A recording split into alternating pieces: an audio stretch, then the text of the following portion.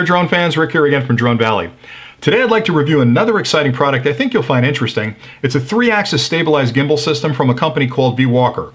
Now, products like this are really becoming popular, and it seems like a lot of companies are getting into this market. So I thought I'd take a little time, buy a couple of them, test them against each other as I like to do, and then present one of them that I think is really above and beyond. Now, what makes these things so special is they allow you to very quickly attach your phone to the gimbal system and then capture some incredibly smooth footage with very cinematic movements when you're moving around. It eliminates a lot of the jerkiness and the jitteriness of trying to hold your phone and capture that same footage. Now, I know it's not a drone, but a lot of the technology in here really is very similar to what's used to stabilize the cameras in the quads that you put up to 200 feet. So you should be familiar with some of it. It just applies it to a larger product like a cell phone. Now, these type of things fall into one of three categories typically. The first category is a dedicated product, much like the DJI Osmo product or the GoPro Karma Stick, where you've got a dedicated camera. It's all part of one assembly where it's all integrated. And those are great because you can power them up, you can go off and start recording. The downside of that is they tend to be very expensive because you're getting the camera and the stabilizing stick all together, so they're the most expensive option for you.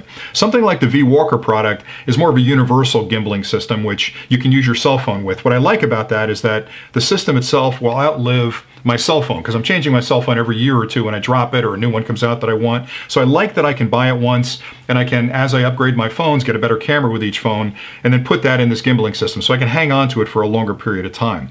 The third category is a very similar product to this, but it's a beefier product that actually allows you to use a DSLR or a heavier camera in that gimbaling system to do pretty much the same thing. I'm going to concentrate on the middle category here, but what's again different about the gimbaling system that Vwalker provides is that they really thought through all the things you're going to want to do with it once you go out into the field. So unlike a lot of the systems that just give you the ability to clip your phone in it and manage it, the Vwalker system includes an extension cable that allows you to separate the gimbal assembly from the handle. So that's really nice because it's got a GoPro attachment on it where you can put it on a standard GoPro mount and mount the gimbal on that to get the stabilized footage and be like 3 feet away from it with the controls where you can do pans and you can look up and look down with it. So they've really thought it through. I'm going to go through each of the features this provides and show you what's included in the kit. I'm also going to talk about the adjustments and how you can use your phone with the product, and I want to take some time to go through those individually. But the first part I wanted to talk about was just an introduction to the product. And again, what I like so much about this product is, from an engineering perspective, I always like to look at the little bits and pieces that they put in there, and they've thought this product through. It's an all aluminum product. A lot of the other products on the market have a ton of plastic on them because they're trying to pull cost out of the equation. It's extremely durable, and for my money, really, it is head and shoulders above the other products. So hang on and I'll get into the review. Let's take a look at what comes with the kit. So on the front of the box, you'll actually see a picture of the gimbal assembly with the phone mounted in it. They do that to show you the proper orientation of the phone. I've seen a couple clips on YouTube where people are reviewing this device. They have the phone in backwards, and even though you can make it work, you've got to kind of twist your arm around to get it in the right position. When you put your phone in there, whatever phone you're using, the camera on the phone that you're going to use to capture the video has to be facing away from the front of the stick where the controls are. So when you're holding the stick and your thumb falls on those controls, your better camera should be facing away from you, and that just lines everything up perfectly. So that's a good idea of how you're going to put it in there. You'll also notice the word detachable. Now, I mentioned that before. The fact that you can actually separate the base assembly, which is the gimbal assembly, and the handle, which controls it, from each other, and then mount this on like a GoPro flange or put it on a 1/4-inch tripod or some boom stick with a 1/4-inch attachment on it, and then control it from the stick, gives you another way to use it. So if I'm at a concert and I want to put this thing up in the air on a boom stick, I can have it up in the air and still have complete control of how the camera is going to pan and how it's going to look up and down. It's a really nice additional feature. Now, to be fair, a lot of companies offer that as an option, but Vwalker includes it in the kit, and if you're going to buy that from another company, you might spend 50 or 60 bucks getting that connection assembly. And even though it seemed like you got a really good deal on that other product because it was less expensive out of the gate, adding 50 bucks to it to add that cable can really put it up there as far as price goes. All right, so let's see what's included in the box. Let me open this up. First thing you'll notice, there's a case in there. Now, again, a lot of companies out there offer cases. They may even include a sleeve with the product that they sell you, but you want to have something that's really going to protect the device. Now, these are not fragile devices by any measure, but you don't want to have them bouncing around inside of a backpack in some flimsy little case. So the fact that Vwalker built the case into this and included it as part of the product is pretty cool. Inside the case, got a ton of foam up top to keep things where they belong in the bottom. You've got a full printed manual, which is wonderful. That's one of my pet peeves, and I've talked about it in other clips. I'm not a big fan of sort of having a URL that's printed out on the box that I've got to go to somebody's website to print out a manual. Take the time to put the manual in there. I like to read through these things before I turn anything on to make sure I know what everything's going to do. So the fact that they put the printed manual in there that's in English and it's big enough to read, it's not one of those micro manuals, that's a point in my favor. All right, so in addition to that, inside the case, you've got a strap. Now the strap can be used for these two eyelets here to sling it over your shoulder. You can carry it as a briefcase as well, but if you're out and you're carrying a lot of gear with you, it's nice to have that strap to sling it over your shoulder. Here's the handle. And again, I talked before about this being incredibly durable. It's all made out of aluminum. It's got a rubber grip on the handle, so they didn't cheap out on any of this stuff. The other thing I like about it is the power source for it is standard 18350 batteries. These are very common batteries. If you've ever had a Cree flashlight, you might have seen these batteries before, but these are available from a ton of different places. The reason that's important to me is that a lot of times when these are manufactured, the company decides they're going to put a custom battery in it.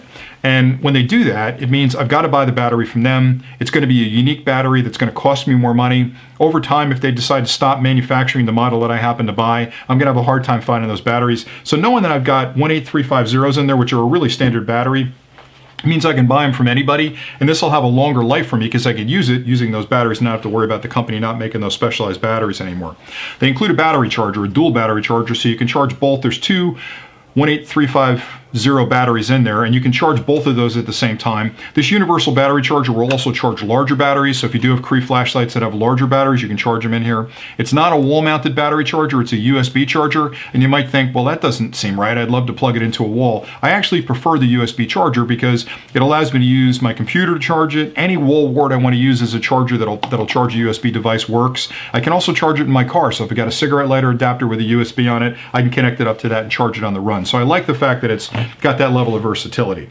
The other thing they include is the cable. Now, most companies will include a cable that connects this micro USB connection to a full-size USB connection on the other end, but what frustrates me is a lot of companies, again, to cheap out, will include a cable that's that long. It's totally useless. I'm not going to charge something that close to the wall. It'll be dangling. So the fact that they've included a nice 3-foot cable in there just shows that they understand that you're going to be charging this thing, and they don't want you to have to open the thing up and go, I need a cable, and spend more money. So good on them for that. Here's the gimbal. I'll take this out now, and I'm going to go through this in detail in a second, so let me just lay that down for a second. And here's the attachment I talked about before, the extension attachment. All right, so let me get this out of the way.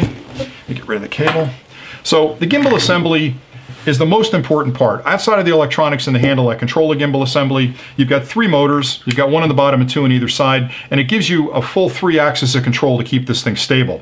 Now, what's different about this one, and this is something you won't know until you play with them, is that even though they may look the same, a lot of products in this category range from like $99 up to $300 or $400, and the difference you're getting with a Vwalker type product is these motors are incredibly quiet, and that's super important because remember, your phone that's going to be doing the recording is attached right to this gimbal assembly. So if you've got cheap motors in there, and a lot of them have really cheap motors, you're going to hear whirring and clicking in the background when you're trying to record audio. It's going to drive you nuts. So even though technically it's working and it's keeping it stable, that whirring and clicking in the background is just something I don't want to have in my video. So high quality motors, all aluminum construction, and I said before how a lot of them are going cheaper and putting plastic on. What you'll find is most of them are putting plastic on end caps, maybe attachment assemblies. Usually the bars are metal. The Walker's all aluminum, and I don't plan on dropping this thing, but if I drop it, it's going to hit the aluminum and nothing's going to happen to it. If this is plastic and I drop it, I'm going to crack the plastic. It may still work at that point with somebody else's product, but it's not going to be protected. There's going to be exposed wires. So I just like the fact that the engineering behind this is really well thought out.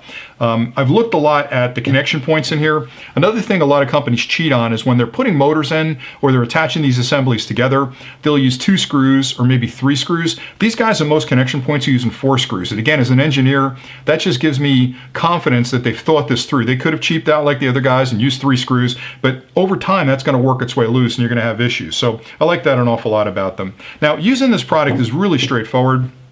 What you're going to want to do, and I'll show you that in the next part of it, is you're going to basically mount your phone here, you're going to balance it out, you're going to connect it to the handle, and you're off and running. Now, that balancing takes a couple of seconds to do, and you don't have to do it every time. You have to do it the first time you're going to actually use the product, because not everybody has the same size cell phone. So my cell phone is an iPhone 6, and it has a case on it. You may be using a Galaxy product or some other iPhone, different size phone, different size case, so they can't possibly balance this thing out for all the phones that are on the market. One of the advantages of having the dedicated unit unit is that it's balanced in the factory because they know how heavy that camera is going to be. So it takes a second or two to balance this thing out. It's not the end of the world, but if you just slap the phone in it, hook it up and start running it, it's either going to use the motors more than it should because it's going to have resistance because it's not balanced correctly, or worse, it's going to cause issues down the road for you. So stay tuned that I'll show you how to balance and I'll also show you how to connect it to the handle. Now I'd like to explain the two adjustments available to you on the Vwalker stabilized gimbal, and those are balance and centering. Now the reason those adjustments are important is because it's a universal device. There's no way the factory can know what kind of phone you're going to use, how heavy it is, how big it is, what the weight balance is, and if you use a different style case, it's going to change the balance dynamics of the phone. So they give you two adjustments. They give you this balance adjustment and a centering adjustment over here, and the good news is once you make the adjustment, you're pretty much set to use the same phone on this device for the life of the device. If you change phones, obviously you have to do the balance again. But I have to say that when I pick a good gimbal like this one, I look for those kind of things because a lot of the less expensive gimbals don't give you any adjustments on them whatsoever. And the problem is, even though the phone will work in those less expensive gimbals, if it's not centered, that means the motor that's supposed to keep it centered has to work a lot more to sort of adjust for that offset balance, and you're going to get less useful life out of the battery, so your recording times are reduced, plus you're putting more work on those motors, which is going to burn them out a lot sooner. So the fact that they give you these adjustments, take a couple of minutes, do the adjustments, and then you're off and running. All right, so to get started, the handle itself, start with a couple of fresh batteries, and it's just like a flashlight. You take off the end cap. The batteries go in with the tab, which is the top part, down into the tube like that. There's the first one, there's the second one. Then you put the end cap back on and you're good to go with the handle. Set that aside. Now if you have an extra set of batteries, you can have them charging when you're using this set. Now the two adjustments on the gimbal assembly, it's a little unwieldy to handle this thing. The way I like to do them is I'll hold the gimbal assembly like this. The first adjustment we're doing is for balance. That's this way, right? So your phone's going to sit in this assembly. You can see it's off balance now. What I want to end up with is when I'm done, I want this to be pretty much in the center of its balance. And that knob right there is the adjustment. So when you loosen that knob to finger tight, you can then slide the phone both directions. You can slide it this way and this way to get that exact balance, almost like a seesaw kind of effect to get it directly in the center. The way the phone attaches is you stick it into this cradle. Now a lot of guys will pull down on the bottom and stick their phone in. I like to push down on the top and actually slide the phone in. And you're going to want the phone to be oriented so that the camera's facing away from the front of this. Now I've seen people put the phone in backwards with the phone's facing this direction, and it works okay, but it's a little ungangly to sort of spin it around like this and work with it. It's a little awkward. So you're going to want the phone, in this case the iPhone, to face away from this gimbal assembly. So I usually push this down like this, slide the phone into it, and then once the phone's in there, I also try to get this edge right here as close to this as I can without touching it, and then you're ready to go. And then all you have to do is hold the phone, hold this gimbal assembly like this, and let the phone rest in that bottom piece. Now I'm cheating a little bit because I've already adjusted this, but you'll want to play with it and have it come back to almost center. And you can spend an hour on this getting it perfect. It's not important to get it perfect, it's important to get it close, because when you first put this thing in, your phone may end up slid over to this side, and look how far that is. Now imagine that motor has to compensate for all that extra weight to get it back up. So what you want to do is sort of loosen that knob and then play with it a little bit just till you get it to where it's a centered position. Right about there is perfect. Then tighten it up, and then you're good to go. And then play with it, make sure the balance is right. We're excellent there. The only other adjustment you've got is over here. There's a, I don't know if you can see it, but there's a knob right there, and that's for centering. And what centering allows you to do is to slide the phone in this direction, forward and back on that axis over here. And I haven't played with that much. I tend to keep it directly in the center and it works flawlessly. So that's a good way to go. So anyway, once you get the balancing done, you're set. You can set this down. Now you're going to want to attach the handle to the end of this piece right here. And the way the handle attaches, if you look closely, and I'll try to do a blow up of this, there's a circle in the bottom with a notch in the top for orientation. There's a group of connections on the bottom. That notch in the top is your orientation notch to match up with the coupling on here. You'll also see an X and an O in white on there, and there's a little dot in this outside ring. The O means open and the X means closed. You want to make sure you rotate this ring so that the dot in the ring and the O are lined up. That means it's ready to accept the actual gimbal. So all you have to do at that point is marry up the two orientation points. Very simple to do. Once you get that on there, you're going to spin the handle just a quarter of a turn to tighten it up like that. You'll feel it stop, and that's it. Then if you power up the gimbal, once you power it up on the bottom here, the gimbal will make its centering adjustment, and you're ready to go. Now, the beautiful part about this is you can see how stabilized that gimbal is. I'm moving it in every direction. You can see how it's making the adjustment to keep that phone perfectly stable in there. no matter what I'm doing with it. And that's really the benefit of what you're going to get out of the stabilized gimbal, is you're going to get that perfectly still, smooth cinematic effect you want, no matter what kind of video you're taking. So if you're walking up a hill, you're going to get some jostling in it, but it's going to be a nice smooth event. And if you pan this way or pan that way, you're getting that nice level video from your phone. So stay tuned, and I'll talk next about the different modes available on the Vwalker.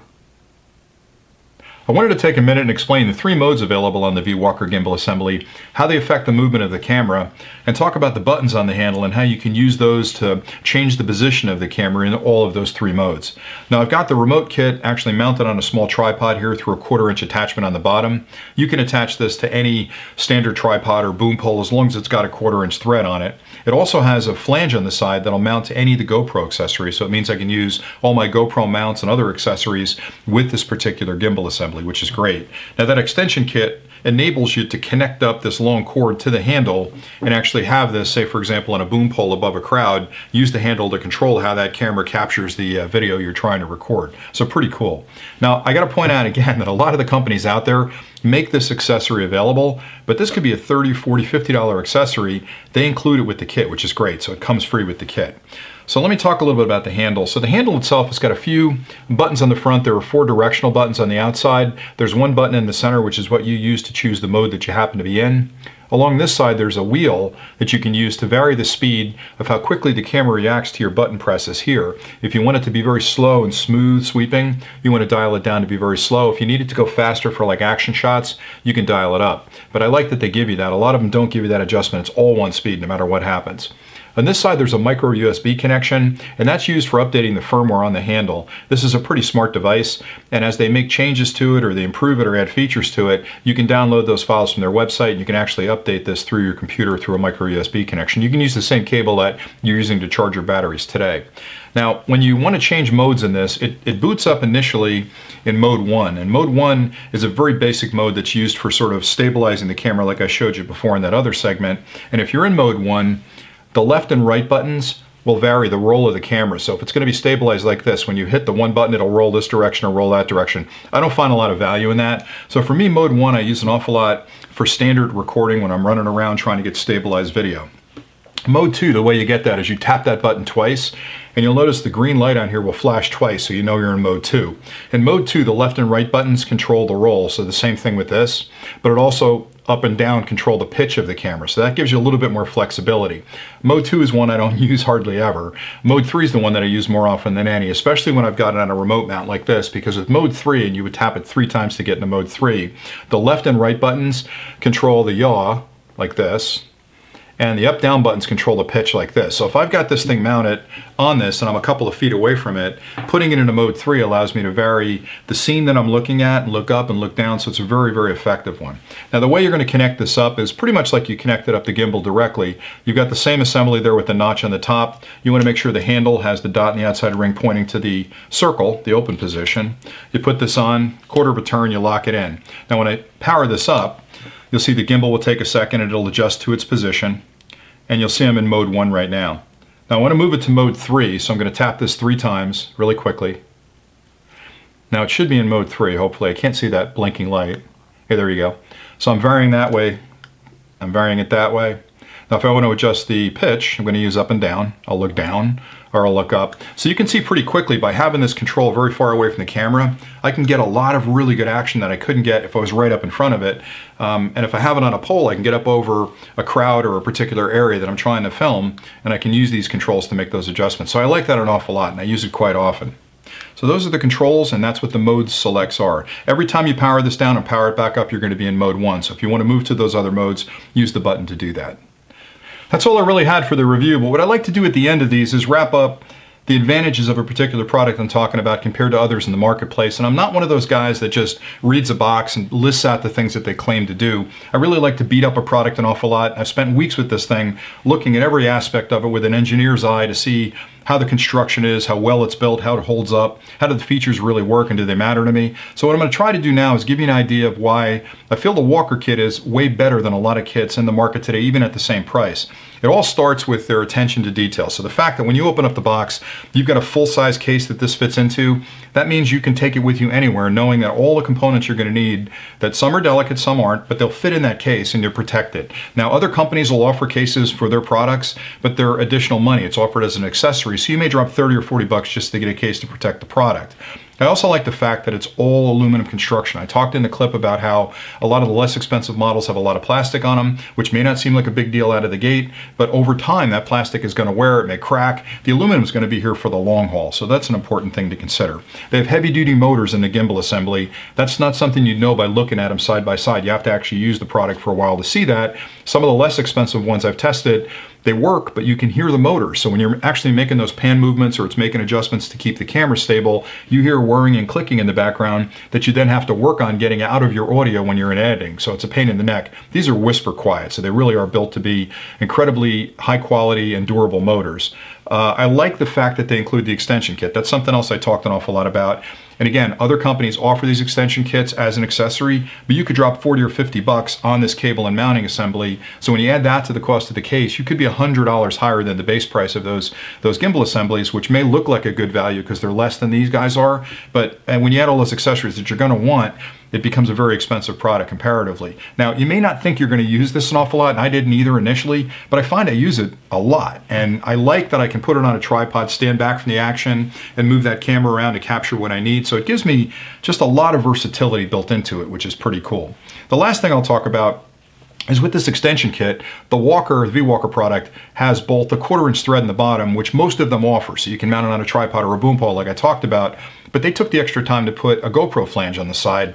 Seems like a small thing, but you don't have to go out and get a wonky assembly that adapts a 1/4-inch to a GoPro if you want to use some of those accessories. So when I look at this, again, taking a step back from the engineering, these guys really thought it through. They didn't just rush a product to market. They analyzed what customers are asking for, probably took some feedback, and put together what I feel is a really wonderful kit. So that's all I really had. And again, as always, if you have questions, drop them in the comments below. I'll get back to you as quickly as I can. I will put a link below as well where you can go to Amazon and check this thing out. We don't sell it on the website, but you can go to Amazon and see what it's all about. There may even be a coupon coming from the company, so check the comments. And if I get some kind of coupon for you to use to knock a few bucks off it, I'll list that down there as well.